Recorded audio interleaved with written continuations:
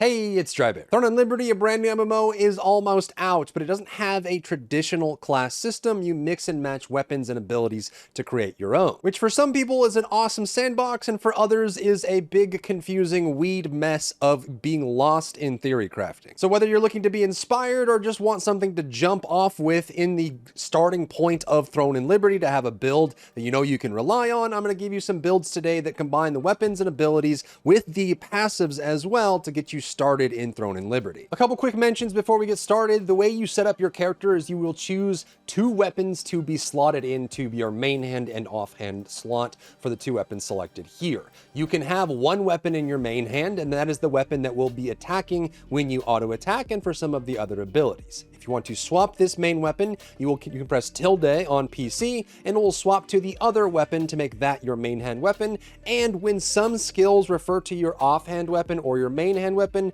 this is what they're talking about. It's whatever you currently have equipped down at the bottom middle of the screen here is your main weapon, and your other weapon is going to be your offhand weapon. However, you can use any ability that you have slotted on your bar regardless of what weapon it belongs to create your class. It just has a designation on what weapon you're currently holding in your main hand. Additionally, you have 12 ability slots here on the left-hand side and a defensive slot. Each weapon comes with 1 defensive. You can select one of the 2. You can have any number of these abilities. You can use all of one, like 11 abilities from one weapon and 1 from the other if you wanted to specialize down here at the bottom. And then you have all of these passives to choose from on the right side of the screen, which are always active, and you have 8 slots you can fill with that as well. Build number 1, I'm going to call Priest because it is your traditional healer setup. In this game, because you can mix and match abilities, you will get some utility skills and healing from your DPS in traditional groups and in PvP. You will get some tanking and defensive abilities from them as well, but you will in most cases have a primary healer and a primary tank,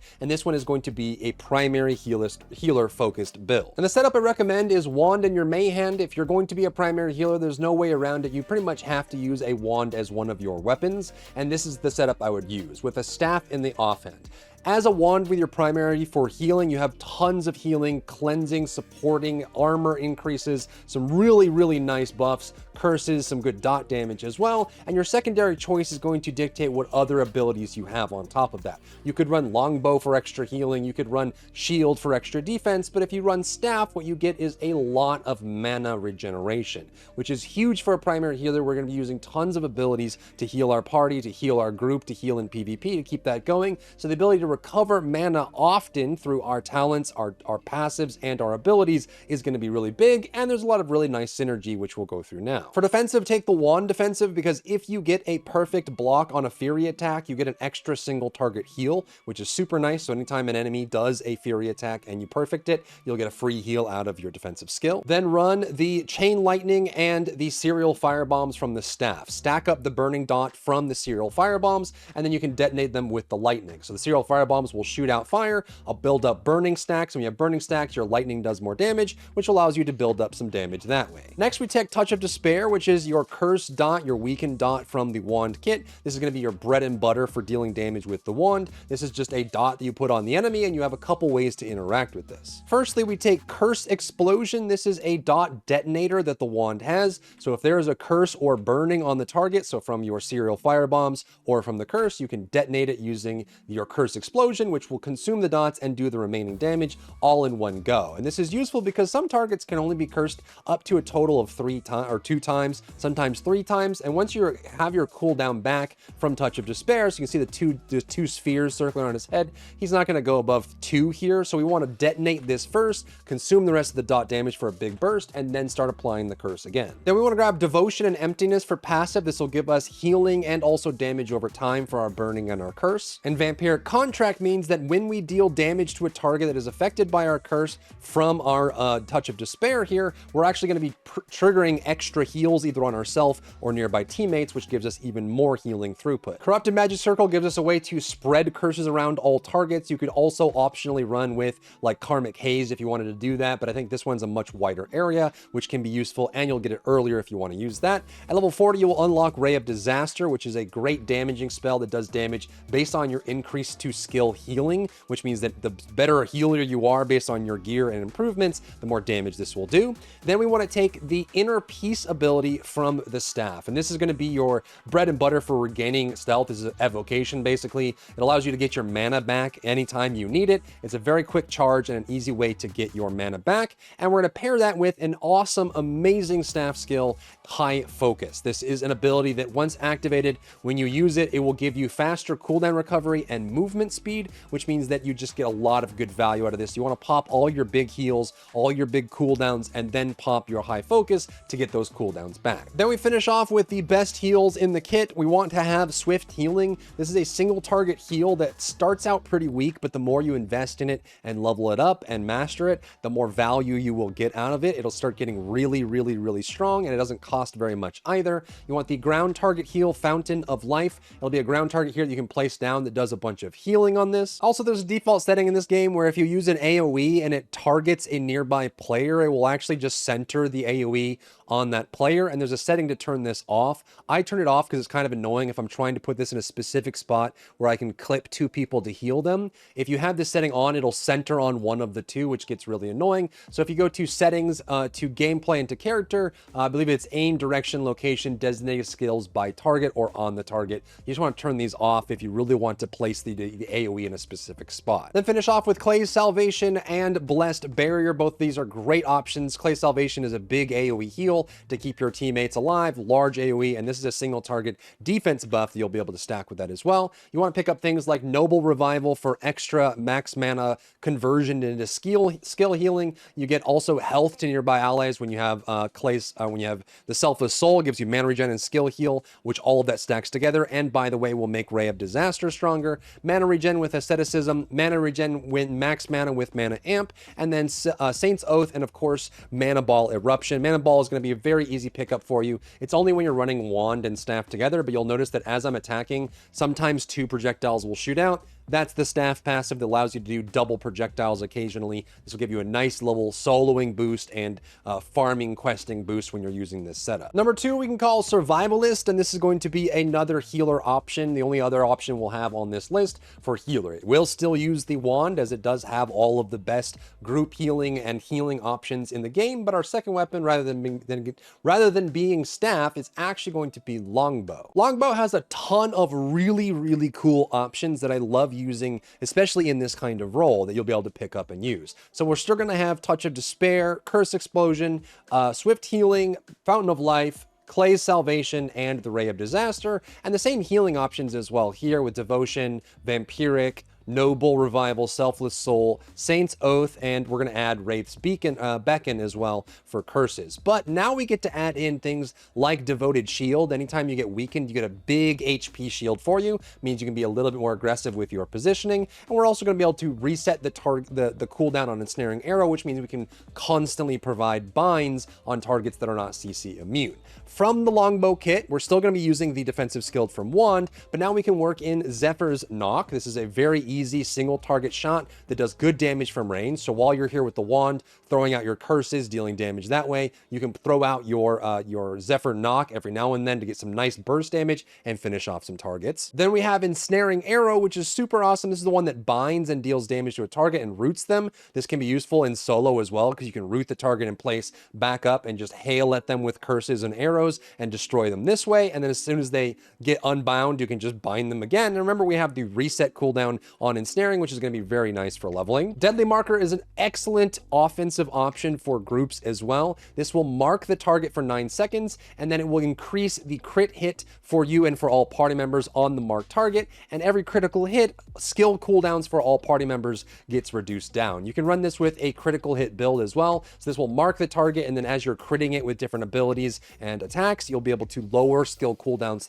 not only for yourself at a reduced rate, but also everyone in your party, while giving you and everyone extra crit as well. Then for utility, there's 3 awesome abilities that I love on the longbow. First off, it has one of the only, if not the only, single target CC cleanse in the entire game with Purifying Touch. This allows you to just cleanse a target and remove a CC effect from them. Very easy, amazing in PvP, very, very strong and fun there. Then you want to run Blitz. This is going to be your other option for cooldown. What this does is it resets the cooldown of the ability that you just used. So if you wanted to use an ability ability. So you'd like cast an ability here, and then you want to use this. It'll reset the ability that you just used, which not only is a fun cooldown ability to use because you can mix and match it and you have to think about how you're using it, but also gives you a ton of flexibility. Then lastly, you have Nature's Blessing, which is an AoE health regen for all nearby targets, and it's a cleanse as well. So other than you're still going to have your Clay's Salvation here, which is a big AoE heal for your group, but now you include the Longbow ability to increase all of your health regen. So your health is going to start regenerating like crazy, and it removes one weaken effect from everyone in the party, which is another cleanse. So now with this Longbow Survivalist build, you have 2 cleanses, all the normal healing you'd have from your wand, plus some crit buffs, some bonus buffs, some CC, and you're a lot more flexible and durable in combat. Number 3, we'll call the Juggernaut, and this is going to be focused primarily on main tank. This is going to be your tank option. One thing to know about Throne and Liberty as it stands right now is the only weapon that has like actual threat generation, enmity, aggro, whatever you want to call it. The threat generation that exists on only one weapon is Sword and Shield, and there are 4 abilities in that kit. 2 taunts and 2 that build aggro specifically on targets, which means if you want to tank, you pretty much have to run Sword and Shield as one of your weapons. So for this one, we're going to run the Sword and Shield as our primary weapon, and then we'll run the Great Sword in the offhand for some of the extra benefits that we'll get. Now, the 4 skills that generate threat right now in the game are going to be Shield Strike. This one will generate threat when you hit. It's a very simple strike. As long as you have your Sword and Shield out, you'll be able to go up here and use your Shield Strike and then deal some damage and build some aggro that way, which is super useful. The next one is going to be the Shield Throw. This one is basically the Paladin Throw from WoW. You throw this out in a line, it'll deal damage. It's a boomerang, comes back. That also builds threat as well. Additionally, you also have an AoE taunt with Provoking Roar. When you activate this, this will give you a nice AoE taunt to targets nearby, generate instant threat, and bring them to you. And the last one is going to be a CC pull with Chain Hook. However, if you hit an enemy that you pull, especially on boss monsters, this will give you a maxed threat on that target. So you can pull them if they're immune to pulls like most bosses and elites are going to be. It's a single target taunt that will give you a whole bunch of threat generation. Then we're going to run both mobility skills from each of the weapons. Strategic Rush is a nice rush forward from Shield, which is super cool. This gives you a little bit of mobility. You have a push component on it as well, which can help you group up enemies when you're trying to pull and group them for your group. And then we're also going to grab the dash from the Great Sword as well, Precision Dash. And I think this is super useful for getting around the fight. You have 2 mobility skills to dash, reposition, group up enemies, and you're all over the place, dealing damage, tanking damage, buffing yourself, and pulling aggro. Then we want to run a whole bunch of defensive options that you get from both builds. There's actually a lot of great passives from Greatsword that work for tanking, and a bunch of active skills from both that work for this as well. The Counter Burial will give you some nice shield block. It's a very straightforward ability. Pop this down, you'll get some shield block. We also have some passives that trigger off of shield block as well, which is a nice synergy. Then you have a Stalwart Bastion, which is an AoE damage reduction, which is really nice. You can pop this up, keep everyone alive, get some extra bonuses in there, and while they're standing near you, get that damage reduction. Helps through a lot of mechanics where you take a bunch of damage. We can also run Immortal Pride, which is essentially Rallying Cry from WoW. You can activate this, it'll give max and current health, so it is actually a temporary heal because it gives you current health increase for the duration of it, which is really nice. And then we also have things like Blood Devotion and Da Vinci's Courage from Great Sword. Da Vinci's Courage will give us max health and health regen, and we also have a way to absorb damage for a nearby target. Blood Devotion is basically just a way to target a friendly ally, mark them, and absorb some of the damage that they would take for us. There are a lot of single target mechanics in the dungeons and in the major endgame encounters where one person gets targeted with an ability, so this can actually save their life if you throw this damage reduction on them by absorbing some of that damage for yourself. Then we're going to collect all of these nice passives. So Robust Constitution gives us max HP. We're going to pick up Aegis Shield for the defense that it gives as well from block chance. You're going to get Garrett's Patience, which gives you when you evade or you use a block with a defensive skill as well, you get CC resistance. So if you use your defensive skill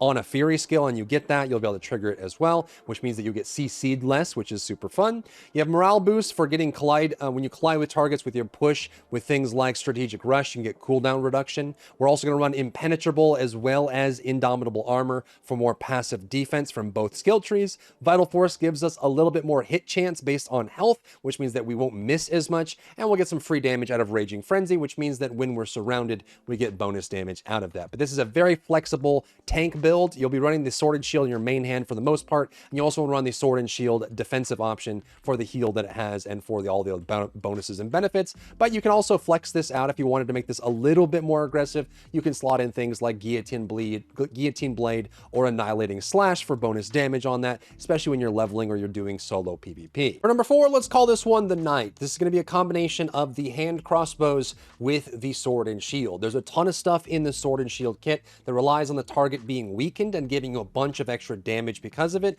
and also relies on mobility. Crossbow does both of those things. It applies weaken in droves. You can get a lot of cooldown reduction, bonus damage, and trigger damage from weakening the target, plus lots of mobility, ghost walking in between targets and moving around. So you're going to have the defense of the sword and shield, but tons of the offense mixed in as well, which makes you kind of an armored knight moving around with crossbows, dealing damage with sword and crossbow. Now for this one, I recommend running the crossbow in your main hand, mainly because there's a lot of offhand triggers for the crossbow that will rely on the sword and shield being there. And also a lot of these can come from the range, but it doesn't mean that you can't get in close personal, do some directional attacks and some melee attacks if you want to mix that in there. But we're going to combine these together to make one build. You want to grab the quick fire from the crossbow, and you also want to get the defensive ability from the crossbow as well, which give you a lot of flexible options from that. You'll be doing kind of a lot of your damage at mid-range, and you can move in for melee and back up for that. And it's not really a double ranged or bow build that requires you to be at distance. You can be at any range that you want and still get good value out of it. We also have a passive from the crossbow, Nature's Power. When you use any mobility skill or movement skill, you get bonus damage for the next 3 seconds. And we're going to run 2, actually 3 technically, of the movement abilities from crossbow and from shield. We'll do the dash here that does have the stun push element. We'll have the jump back as well from this ability here, the nimble leap, and then we're also going to run the ghost walk, selfless diffusion, which gives us a nice bit of flexibility and some mobility as well, so we can move in out of the fight and doing some extra damage from any range that we feel comfortable with. We're also going to run shield throw, and I'm going to put an asterisk on this one as well. So a couple reasons why we run this ability. This is the boomerang from the sword and shield kit. It does a decent amount of damage, but keep in mind it does have a little bit of threat generation on it, so you want to be careful not to do this right before your tank pulls aggro if you're in a dungeon. For soloing or doing PvP or whatever, it doesn't really matter. But what's nice about this ability is it makes it so your first attack after using the shield throw has increased heavy attack chance, which we can use on some of our bigger abilities, which can be really good. Then we want to run Corrupt Nail as a passive from the crossbow. This increases our weaken chance, and then we want to take all of the weaken options from the crossbow kit that we possibly can. Wind Snatcher does damage and has a very high chance to weaken the target and give some nice buffs for you. Weak Point Shot does a bunch of damage and will also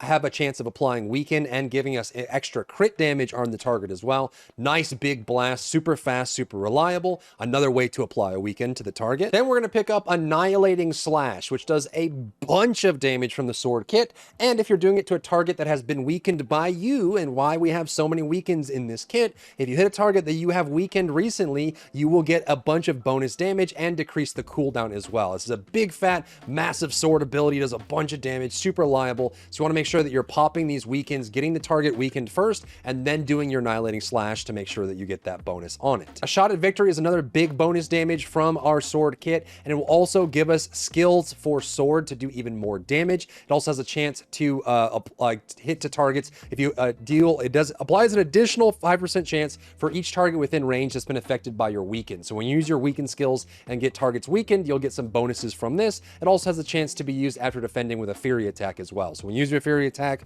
or you get your weakens on the target using your Impale and your extra single target, you want to pop your ability here with this and then finish with the Annihilating Slash for extra damage. You're going to be comboing these two together right after you finish your rotation with the crossbow abilities when the targets are weakened and you're set up with your bonus crit damage. We also have a ton of synergy with our mobile abilities as well. So Selfless Diffusion, our Ghost Walk, not only will it remove all blind and move speed reductions from you, excellent for PvP. It'll enable you to pass through targets, excellent for any kind of content, so you don't get body blocked by anything. It also increases the distance traveled by your 2 mobility abilities, Nimble Leap and your Strategic Rush. And it gives you evasion, move speed, and your offhand weapon attack chance goes up. This is important because we want to use this offhand attack chance for our next ability, Merciless Barrage. This is just a big single target, huge like spam attack. It just hits a bunch of shots. It's like rapid fire. It will use a scalar off of your offhand hand weapon, in this case, the sword and shield, so you'll deal some damage there, but you'll be able to pop the Ghost Walk, the diffusion, right before you use it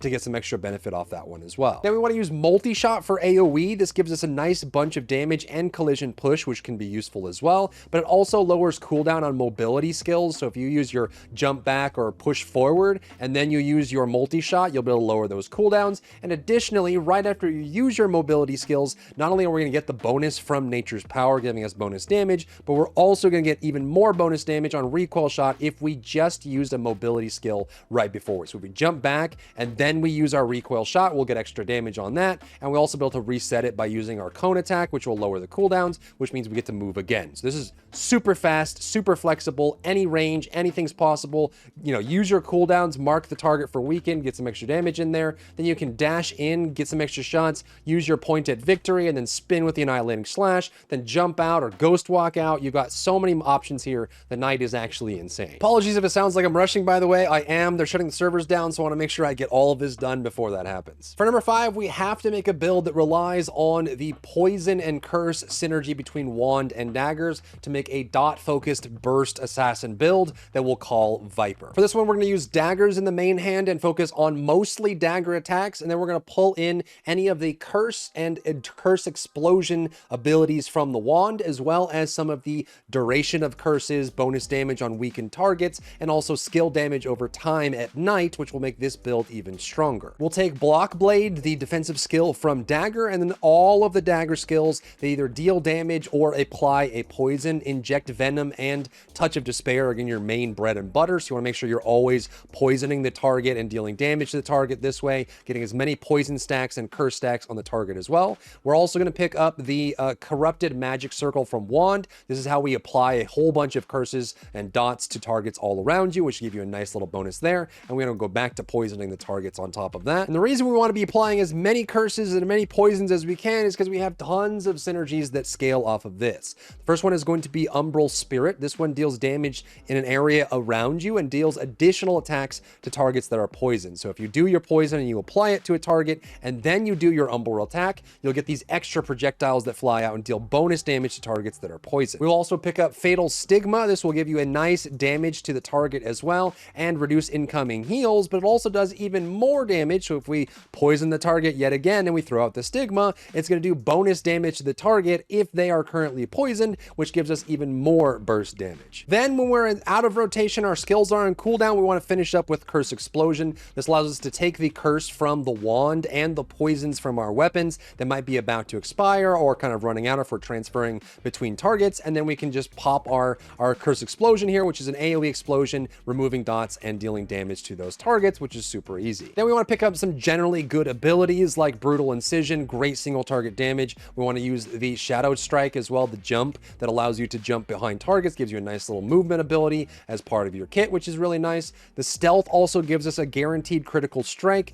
We also want to get Frenzied Sword Dance for just insane, ridiculous damage. On top of that, a nice little like Blade Flurry for you, Omni Slash to jump around and deal damage. And then Phantom Smokescreen, which is one of the best utility abilities in the game. It gives everyone perfect evasion for 3 seconds for them if they're nearby you when you activate it. For passives, we want to pick up Assassin's Instinct. This gives us critical hit chance, which is nice. Profuse Poison gives us poison duration during the day, poison damage at night. Increased curse duration means that we can spend more time on dagger skills rather than having to keep up with the curse and damage over time bonuses from this. And we also want Devotion and Emptiness from wand, which gives us skill damage over time at night, which is a really nice scaler for this build since we have so many dots. We also want Vicious Fangs. Against attacks against poison targets have increased critical hit chance. Amazing, super awesome. We also get Assassination Stance, which gives us a free cooldown on stealth. So when we get hit, we have a chance to just vanish and disappear. Excellent for PvP, by the way. Just get this a trigger on its own. And we also want Wrathful Edge for the extra crit damage. And of course, our Full of Corruption here. When a weakened target dies, we get max damage up for 9 seconds. So as we're clearing out targets, which by the way, you start a big curse on these targets, and when one of them dies, we get a nice damage boost as well, which will scale with you. All of that works really well together. So you're just poisoning, jumping around, doing all kinds of really cool dagger skills, and using the curses from the wands to amplify amplify your attacks. Next, this list would not be complete if we didn't take advantage of the synergy between longbow and crossbow to make number 6 the ranger. There is a crazy amount of synergy between these two weapons, so we're going to run these together. I generally recommend running the longbow in your main hand, but it actually doesn't matter too much. You can swap between them if you want, because crossbow scales really well with having extra attack speed. Longbow has tons of ways to stack attack speed for the crossbow. You'll also have things that give you bonus projectiles, so like Roxy's arrowhead attacking with longbows or crossbows has a chance to shoot an additional projectile. You can also do Thorn Gale. For 6 seconds, a projectile attack fires an additional projectile, so you just turn into this arrow turret shooting arrows every which way. There's bonus crit damage scaling, bonus damage scaling. All of this works really well together. And unlike the knight, that's going to be a lot of upfront doing melee and doing medium range, you want to stay as far away as possible and stand as still as possible, because we have things like rapid fire stance, which give you more and more attack speed as you stand still, which will scale with the crossbows as well. And we also have eagle vision and the sniper's sense, which gives us bonus damage and bonus crit the farther away we are from the enemy. For this, I like using the defensive skill from the longbow because it does have better damage scaling, but you get a little bit more flexibility with rupturing parry if you want to use the crossbow defensive. I just prefer the overtaker in this situation. And then we want to grab most of the abilities from longbow and mix in some of the abilities from crossbow as well. So Zephyr's Knock is super great for this. We like picking up quick fire. Between these two abilities, you can deal so much damage from a range, shoot that out, quick double shot from the crossbow, and you're shooting back and forth, doing extra damage between the two bows. You can also pop your Thorn Gale before you do it to get extra value there. We want to pick up Ensnaring Arrow just because the CC is so incredibly nice, and there are some scalers in this kit that allow us to do bonus damage to targets that are bound or weakened. We're going to further lower the target's health with things like Strafing and Merciless Barrage. We already talked about Merciless Barrage and the benefits you get for having that, but you can do some single target with this, do a bunch of rapid fire on top of this. Then you can do your Merciless, your other barrage here from the longbow, and then once that's all set and you do those combos there, remember there are combo skills from this, so this one here, Strafing, is going to be a double combo. When the target's low on HP, you have Decisive Sniping from longbow, which will allow you to do a big charge up snipe and does more damage to the target the lower their HP is. So you want to do all these spam abilities, lower their HP, and then finish them off with Decisive Sniping. Weak Point Shot gives you a lot of upfront damage, and then you also get some nice damage from Deadly Marker. And when you combine Deadly Marker with Weak Point Shot, you get a bunch of crit boosts and buffs that make you and your party stronger. We're going to bring Wind Snatcher in this build as well. Wind Snatcher is just an amazing ability from crossbow. It will deal a little bit of damage to the target, and it can give you attack speed as well, which we know works great with both crossbow and longbow. We're going to have Blitz here again. This is the one that resets your most recently used cooldown. So if you want to use it like on Merciless Barrage to get the cooldown reset on that, super nice. You can even do it on some of your longer marks here, like with like Deadly Marker, or even use it on Wind Snatcher to get that cooldown reset. But I would probably use it mostly on Merciless Barrage just to spam it, reset it, spam it again, get some extra damage there, finish off with Decisive Sniping, super great. And don't forget that you have Thorn Gale as well. This allows you to pop this ability. You can pop it, make it active, and then you can do some crazy shots, which will just do projectile after projectile after projectile after projectile, and you're just sitting there spamming these ranged shots, doing tons and tons of damage. It's a lot of fun. For number 7, we're going to do the Barbarian, which is going to focus on the insane raw damage output that the Great Sword provides. Now you can actually pair this weapon, the Great Sword, with a few other options and still get a similar effect. Crossbows can be nice if you want to get some extra CCs on there to scale up damage with things like Guillotine Blade, or really any weapon that allows you to apply more prone or shock to targets will give you a nice bonus on this skill specifically. But in this case, we're going to run with the Sword and Shield because we get a lot of extra bonus, plus there's push and prone and shock from this that we can use to amplify our DPS build. For this, I love running the defensive for the Great Sword, as you get like a lot of extra damage from this as well. We're going to run with the basic Valiant Brawl and the Precision Dash and Strategic Rush from those charges. Same thing we ran before, so just getting that extra mobility on there is nice, plus that extra push is there, and some basic damage coming out from our number 1 ability. Now, Guillotine Blade, your ultimate from level 40, does more damage to targets that are prone, but you also want to be scaling off of Death Blow as well, which you'll pick up pretty early on in the game. This does bonus damage against targets that are bound, sleeping, shocked, or stunned. We're going to be focusing mostly on shocked or stunned, but you could run a build like with longbow or with crossbow for bound, or even wand for sleeping if you wanted to make some kind of battle mage build work. In this kit, the 2 easiest ways to apply a stun are going to be with Stunning Blow. Using this just pops a stun on the target, so you can pop this, stun on the target, and then just go ahead and use your Death Death Blow, which gives you a nice big scalar on damage on them. But you can also use either of your push abilities, so Strategic Rush and Fierce Clash have a push and stun component to them, which will allow you to trigger that stun as well. So say you just used your stunning blow on something and you wanted to use Death Blow next, you can pop one of these two to get some extra push into stun, especially if they collide with something, to get extra damage on that, and then Death Blow to get the bonus too. Next, we're going to pick up the big sweeping attack from Sword, Annihilating Slash. This is this one that we used earlier in the Night build, but it works great here because Annihilating Slash gives you bonus damage against targets that are weakened, and we have a very easy way to apply that with Greatsword, and that is going to be with Will Breaker. Deals base damage to all enemies and applies weakened that decreases the magic and ranged and melee defense. So we want to be using this as often as possible right before we pop that, but we get some nice extra cleave damage from that right into our AoE, which is going to give us some defense down on the target. You want to use it before you do your combo, then pop your Annihilating Slash from Sword for bonus damage as well. But we're not done as the synergies and combos go. We know we want the prone effect from Guillotine, the stun effect from Death Blow, and the weaken effect in order to make any of these three for Annihilating Slash, but also all of these skills make them better. But we're also going to be running Ascending Slash, which will apply prone to the target with a chance that's increased for targets that are stunned, bound, or sleeping. So this is where our synergy is going to come from. We have our stuns coming from Strategic Push and Fierce Clash and Stunning Blow, and if we hit those targets while they're stunned with Ascending Slash, not only do we do a bunch of damage to the target, but we're also going to knock them prone, which sets us up perfectly for Guillotine Blaze. So you want to use your stun abilities. Essentially what I would do is use Weaken on the target to lower their armor and get weaken, use your Annihilating Slash to get bonus from that, apply a stun to the target with one of your 3 stun skills, then use Ascending Slash in order to get that extra prone on the target, and then you want to finish with your Guillotine Blade to get mega dunk damage on them to knock them out. Then lastly, we just have some nice devastating damage abilities with Devastating Tornado and of course Gaia Crash. Both these abilities just give us really raw, fun ways to play the game. A nice Earth Shaker there to get some damage, plus some extra combo abilities to spin around and do AoE from that front. And we're going to take most of the Great Sword abilities with 1 or 2 of the sword passives here at the end here. So we want the hit chance from Vital Force, we want the extra HP from Robust Constitution, and the mana back when we hit with skills, because we're going to be hitting with skills quite a lot. Some defense from the Indomitable Armor is going to be really good, and we want some offense from Raging Frenzy. When we're surrounded by 3 or more enemies, we get extra damage boost, which is nice.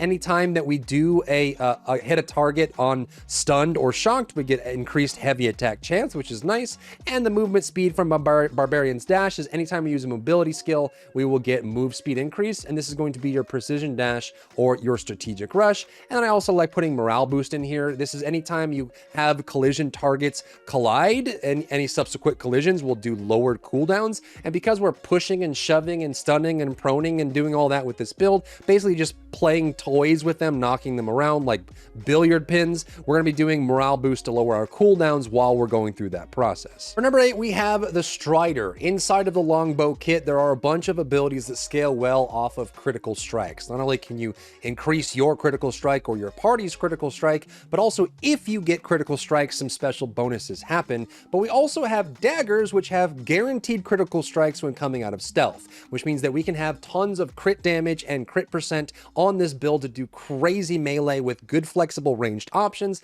to create the Strider. Now, unlike the Viper, we're not going to be focusing too much on the poison, because I feel like you want to go all in on the poison. It is nice to have the dot damage, but you really want to go for the crit damage and the crit scaling that you get from all of the dagger and longbow skills together to do more bursty damage, more like direct damage than the full Viper build using poison. We are going to run Ensnaring Arrow to bind the targets to the ground, and when we're attacking targets that are bound or oppressed, we get additional critical hit, which is nice. We're going to Wrathful Edge from daggers, which gives us crit damage, so when we crit, and we crit a lot, we're going to be able to do even more damage with those crits. We also have an extra Assassination Stance in here so that when we evade, we have a chance to apply Camouflage Cloak on top of that, and we want to make sure we add as much move speed and evasion into the build that we possibly can, so that we make sure that we're triggering that free stealth proc that will happen during combat. When using longbow abilities, if you have to, try to step back and get some extra range damage, or when you're transitioning between poles, or you have someone in PvP that's staying far away from you,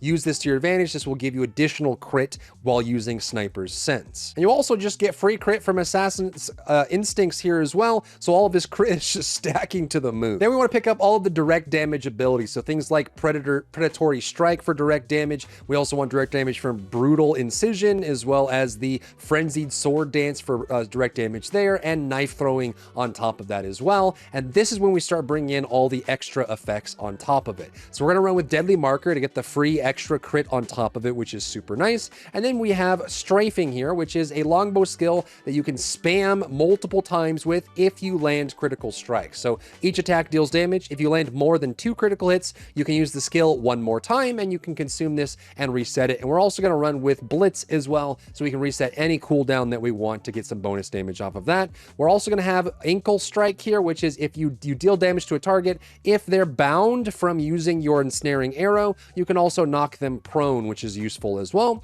And of course, we have the executing effect from Decisive Sniping and Brutal Incision, which works great with our crits, doing big burst damage. When the target drops low, we'll have Brutal Incision and Decisive Sniping doing extra damage on those hits. Then we run with Shadow Strike and Phantom Smokescreen, one of my favorite skills in the entire game. Put it all together and you've got this crazy combination of direct burst damage, combo on the burst as well. You can do some extra hits. If you need to reposition, you can very easily teleport behind them or use your Omni Slash to fly around the fight. If you get into trouble, you can Smokescreen on top of that. Then you can pop in your volley here. If that doesn't reset, you can reset it again and do another volley. Having the extra dagger throw, which is also really cool. You can throw some daggers into a single target, big crits, big damage, teleport behind them, do another volley on top, look for those crits, big bonus damage for the finish, and you're just moving around the fight doing a combination of melee and ranged to give you all the options you need to just destroy whatever is in front of you. Number 9 is Sorcerer. We're gonna go all in on the staff magic damage, the crazy burn procs, the lightning damage,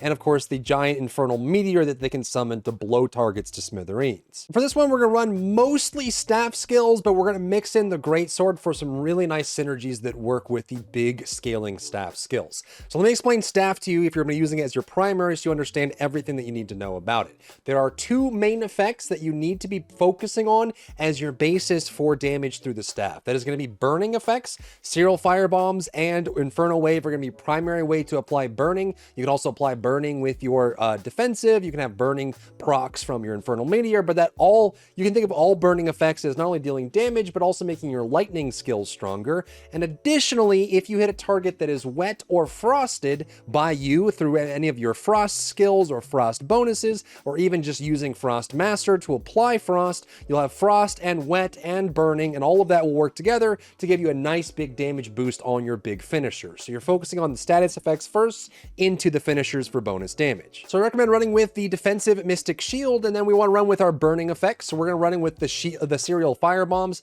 This is a 3-part cast that you can use to throw out a whole bunch of fire onto the target. It applies burning, and then you can also use your AoE Explosion Burn to put a bunch of burning on target. And then while they're burning, you can do a couple things. The most common is going to be using one of 2 of your lightning skills, either your big lightning detonate or your single target lightning, which will scale off of your burning skills as well. Then we're going to run with Infernal Meteor. This is your big boom, your most heavily upgraded skill. Huge cast time, but big AoE fire, burning down the targets, which gives you a nice combo there. And of course, remember, once you use all your cooldowns, we are still going to be running with the High Focus, which gives you cooldown recovery, which is super nice. You're going to pop this, give some movement speed on top of that, and it's really, really good. You also have mana recovery with Inner Peace, some mana recovery with Asceticism, max mana with Mana Amp, and all of that works together. And we're also going to run with Victor's Morale from Greatsword as well. This gives you mana back every time you deal damage with skills to help you with some of the mana management when you're spamming all of your big explosions. Now, there's some really nice synergies with heavy attacks that proc off of this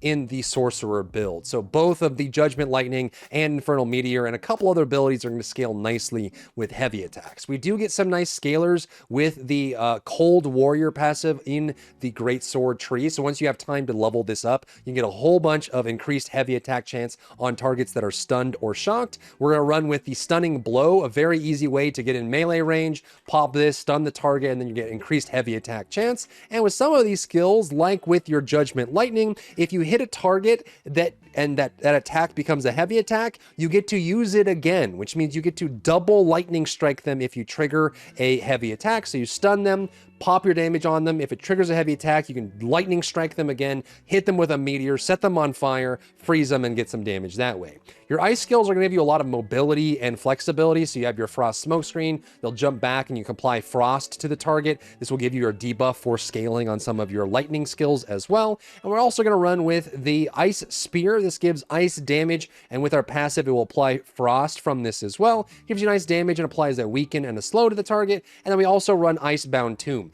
Please, if you're going to run this build, I have to request for you and everyone you group with, be aware that Petrification Freeze is a hard damage immune stun to target. So Icebound Tomb, when you use this ability, it will be a hard CC lock on the target, and the target will become immune to damage. You can't attack them, you can't do anything to them. It's kind of like a banish.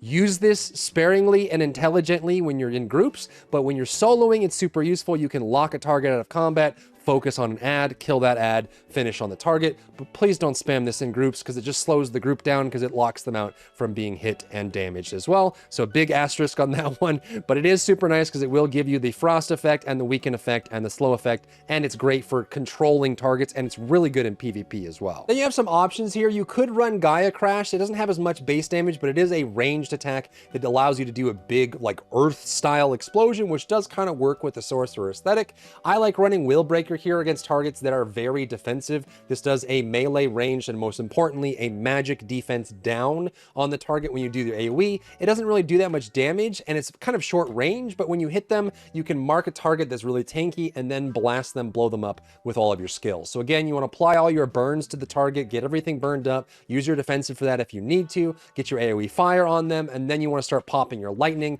big lightning explosions, huge damage numbers, meteors coming down all the time, and if you have to, you can pop up the stun to trigger extra heavy attacks, which will give you some nice synergies as well. Lastly, for number 10, we're going to combine the daggers with the staff together to create a Nightblade or a Gloomstalker or an Arcane Trickster, whatever you want to play it. It's a dagger-based build that uses magic and explosions in order to do the most damage possible. Now, the focus of this is going to start with applying poison and burning to as many targets as possible. We know that poison makes all of your dagger skills better, burning makes all of the staff skills better. You combine them together and you get lots of big bursts. However, it's very easy to apply poison when we use Inject Venom because all attacks will gain poison for the next 6 seconds. So we're going to include a few skills and bonuses from the staff kit to make sure we're applying burning as well. So Inferno Wave is a very easy way to proc burning, especially if this triggers a heavy attack. It will apply burning to everyone in an area. Additionally, if you can get the perfect timing on the defensive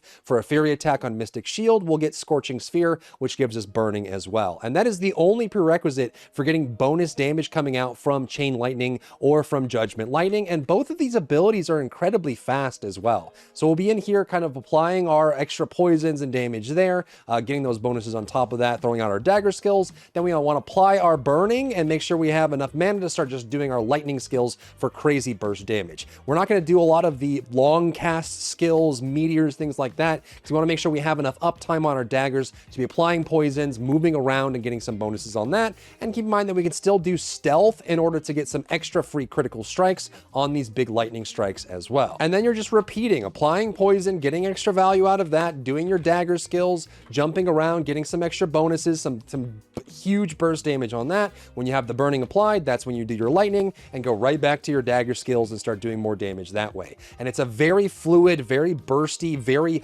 upfront direct damage build that takes advantage of some of the highest damage options from staff and some of the highest damage options from dagger and puts them together into this magical dagger assassin style build. We're still going to run high focus from staff and phantom smokescreen from dagger because there's no reason not to. They're both insanely strong. And then for passives, we want to increase our critical hit by default. We want to increase our poison duration and poison damage. Both those are very valuable regardless of the time of day. Burning damage actually has good value here, but if you wanted to swap this out for some more mana recovery from that, you definitely could. We also want to do Forbidden Sanctuary Sanctuary for bonus skill damage on top of that, as well as a free camouflage for guaranteed crit if we evade, and some bonus evasion to help proc that as well. Then we want extra crit against targets that are poisoned, and also increase our crit damage scaling for all of our big bonus attacks here. This one is just like so clean and so fun. I love this build overall. And that's it. There's 10 full builds that you can start with that gets you into the game and gets you playing. It helps you focus on what weapons to upgrade, what armor to upgrade,